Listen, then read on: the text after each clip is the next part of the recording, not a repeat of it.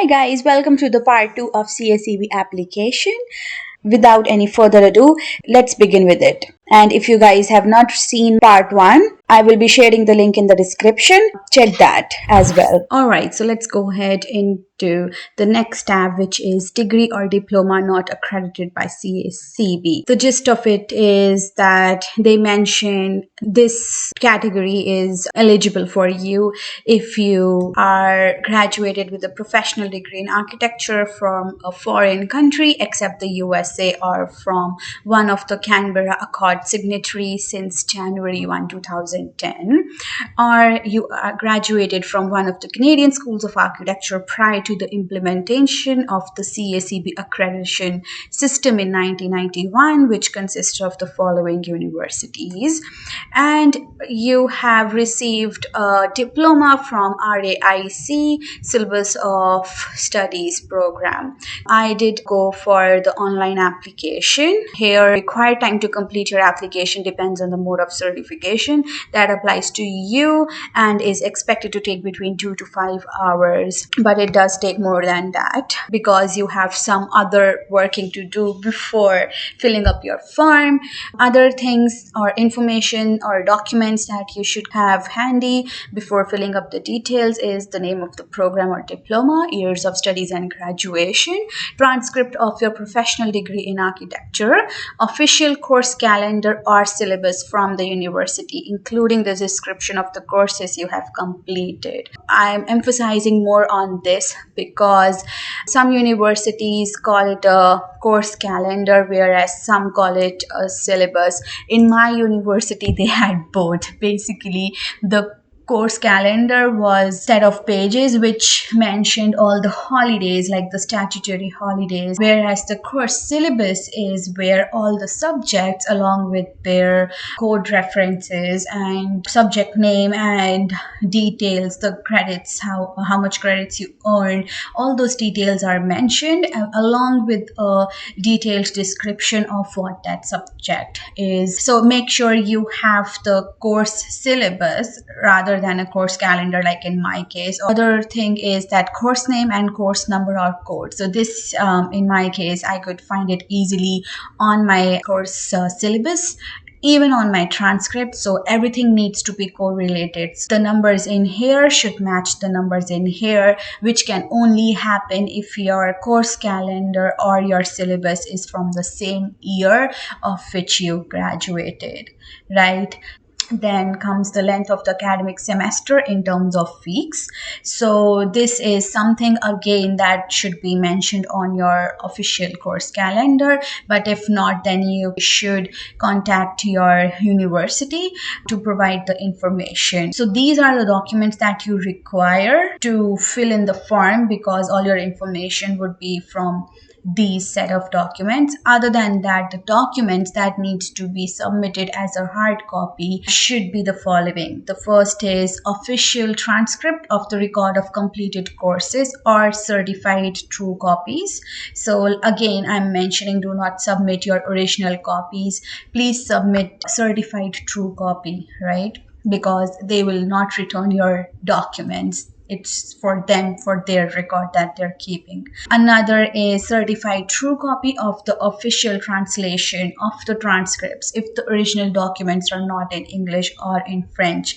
So make sure all your documents should be either in the English language or in the French language. The degree should be certified. Then the certified true copy of your official translation of degrees if it is applicable to you. The official calendar describing the professional program in architecture or equivalent documentation, which is the course syllabus. The university calendar must be corresponding to the years of the studies, like I mentioned. So both of these things are to be bared in mind.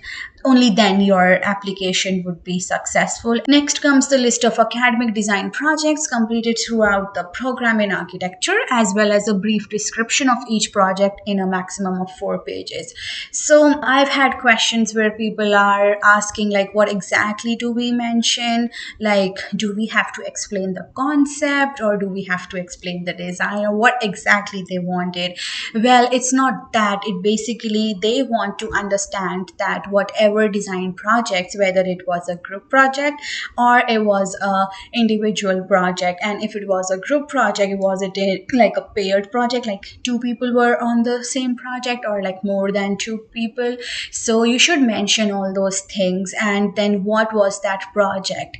I would say that do not repeat your information, because they want to understand that you have done a variety of options, right? So like in my first year, I did a landscape project, and then in my second semester, I did a residence design. In my third semester, it was a housing project, and then going further, there were urban design project, which was a group project, and my thesis, which was again an individual project.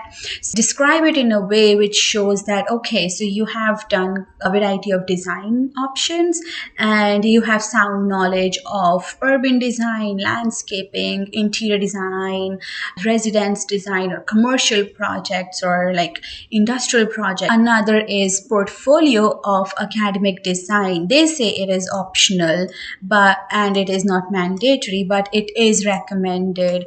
I personally believe that you should submit your portfolio, because again, it does make your application strong, and they do understand that you have a better knowledge at the design principles of it, right? They do have requirement of your portfolio. Portfolio of your school work should be made of copies of individual work, right? It shouldn't be a group project, and it must include the final design project and or 2 other projects produced in the last 2 years of your program, right? So here was another doubt in my mind, that should I be submitting just my thesis, which was my final design project, or along with that I should submit 2 more projects? But the thing is, they say that it should only be an individual project. For example, in my second last year, I did not have an individual project. It was a group project, and they are saying that they need it from the last 2 years of your program, which basically means that I can only submit my final design project, right? So it does say and or whichever is applicable. So make sure you keep that into your mind, and then have your portfolio designed accordingly. Just put stuff which is required and not more than that. The dimensions of the submissions are 8.5 by 11, which is A4 size or letter size, to 11.5 by 17, which is folded into 8.5 by 11. So technically the final size that they agree upon is A4 or a letter size, because even the ledger size or the A3 size, they want it folded into the A4 size. It can be mechanically binded, or can have a soft cover, whatever is comfortable or convenient to you. I personally prefer to submit it online, that way it is safe. Again, they are mentioning that they need additional documents if they require. Okay, so one thing is that they might have your course calendar in their database, so which is a good thing if your course calendar is there. That way you don't have to get it certified by your head of the department. For that, you can click here, and when you go to this website, I would go for my university. So I am from India, and they are asking me my institute's name, which is this. The next is the year. Okay, so now the thing is that they only have 3 years of course calendar. Mine was from 2012 to 2017, which does not appear on list. So clearly, even if my university is listed, but my university calendar is not. So I do need to submit the calendar. So make sure both the things are there. If not, you have to submit the calendar. Okay, so what happened with me is that during my very first application, I submitted the university calendar without it being a certified copy because they did not mention that. They just said official university calendar, right? Documents, they did mention if they need a certified true copy or not. So I was under the impression that, hey, they don't need it. So I did not. But 3 months later, when they contacted me, they said that, hey, you want to get it attested from your dean or the head of the department. Luckily, I was able to get it from him. I would really say, please get it attested beforehand. After that, whenever you have your application ready, you can just apply now and fill in the form. Okay guys, so that is the end of part 2 of the CACB application. We would now be moving forward to the part 3 of it. I hope the information provided until now was helpful to all of you. I will also be providing the link of the part 3 in the description below. And let's go ahead and jump right into it. Thank you.